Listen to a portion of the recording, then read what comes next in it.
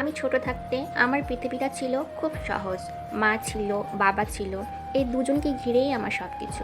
মায়ের কোলে ঘুম, মায়ের হাতে ভাত, মায়ের চোখে নির্ভরতা। কিন্তু আমি তখন খুব ছোট, যখন হঠাৎ করে মা চলে গেলেন। কিভাবে, কেন, এসব বুঝে ওঠার আগেই আমার জীবনের সবচেয়ে আপন মানুষটা হারিয়ে গেল। মা মারা যাওয়ার পর আমি আর বাবা দুজনেই খুব একা হয়ে গেলাম। বাবাকে তখন খুব ক্লান্ত, খুব নীরব মনে হতো। তবুও আমি ভাবতাম আমরা দুইজন একসাথে থাকলে হয়তো সব ঠিক হয়ে যাবে। কিন্তু কিছুদিন পর বাবা আবার বিয়ে করলেন। হয়তো একা থাকতে পারছিলেন না, হয়তো সমাজের চাপ। আসলে আমি তখন এতটাই ছোট, আমি তখন এসব বোঝার বয়সেই ছিলাম না। বিয়ের শুরুতে সৎমা আমাকে খারাপ ব্যবহার করতেন না। প্রথম প্রথম আমাকে খুব ভালোবাসতেন, বরং মনে হতো আমাকে গ্রহণ করার চেষ্টা করছেন। আমি মনে মনে আশাও বেঁধেছিলাম হয়তো আবার একজন মা পাওয়া যাবে। কিন্তু সময়ের সাথে সাথে সব বদলে গেল যেদিন আমার সৎ মায়ের একটা নিজের সন্তান হলো। সেদিন থেকে আমি ধীরে ধীরে অদৃশ্য হয়ে যেতে লাগলাম। আদর কমে গেল, ভালোবাসা কমে গেল, কথা কম বলতে লাগলো।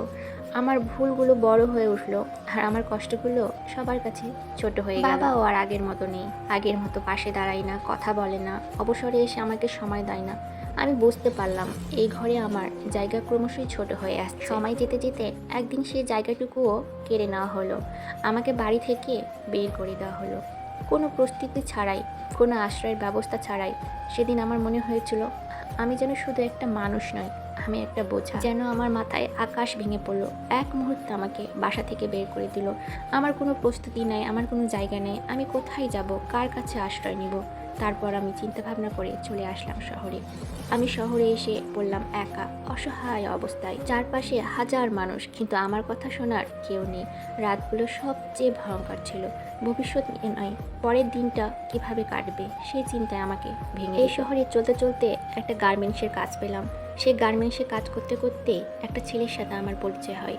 সে আমার জীবনের কোনো প্রস্তুতি নিয়ে আসেনি, কোনো বড় কথা বলেনি, শুধু পাশে বসে থেকেছে, আমার কথা শুনেছে। এতদিন পর কেউ যখন মন দিয়ে আমার কথা শুনে, তখন বুঝলাম এই ছোট্ট জিনিসটাই আমি এতদিন মিস করেছি। তারপর সে আমাকে ভালোবাসতে শুরু করে, অন্তত আমাকে গুরুত্ব দিতে শুরু করে। কিন্তু আমি ভয় পেতাম। সম্পর্ক মানে আমার কাছে ছিল হারানো, পরিত্যাগ আর একটা কষ্টের গল্প।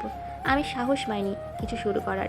আমি শুধু নীরবে দূরে দাঁড়িয়ে থেকেছি। এরই মধ্যে আরেকটা খবর আমার জীবনের শেষ দরজাটাও বন্ধ করে দিল। আমি শুনলাম বাবা মারা গেছে। সেদিন আমি কাঁদিনি, কারণ কাঁদার শক্তিটুকুও আর আমার ভেতর ছিল না। বাবার সাথে হয়তো আমার দূরত্ব ছিল, তবুও তো তিনি ছিলেন আমার শিকড় হয়ে। সেই শিকড়টাই কেটে গেল। সেই দিন বুঝলাম আমার আর ফিরে যাওয়ার কোনো জায়গা নেই, কোনো বাড়ি নেই, কোনো অপেক্ষা নেই।